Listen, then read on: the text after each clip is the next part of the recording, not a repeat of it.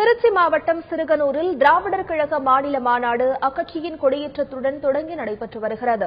முதல் நாளான இன்று சாதி ஒழிப்பு மாநாடும் நாளை சமூக நீதி மாநாடும் நடைபெறுகிறது. இதுகுறித்து எமது செய்தியாளர் விஜயகோபால் தரும் விவரங்களை பார்ப்போம்.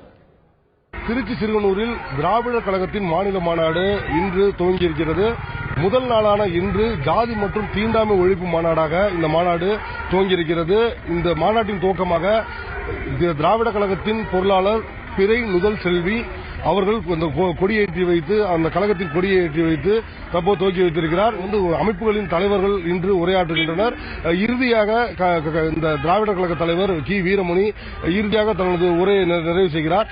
இந்த மாநாட்டின் பொறுத்தவரை முக்கியமாக அனைவரும் அர்ச்சகராகலாம் என்ற உச்சநீதிமன்றத்தின் தீர்ப்பு இறுதி தீர்ப்பு வெளியாகின பிறகும் தமிழக அரசு எவ்வித நடவடிக்கையும் எடுக்கப்படவில்லை.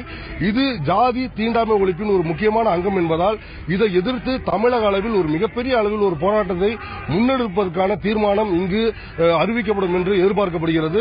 இதை தவிர தீண்டாமை, ஆணவ கொலைகள் உள்ளிட்ட பல்வேறு வகையான ஜாதி தீண்டாமை உள்ளிட்ட விஷயங்களை எதிர்த்து தீர்மானங்கள் நிறைவேற்றப்படும் என்று எதிர்பார்க்கப்படுகிறது.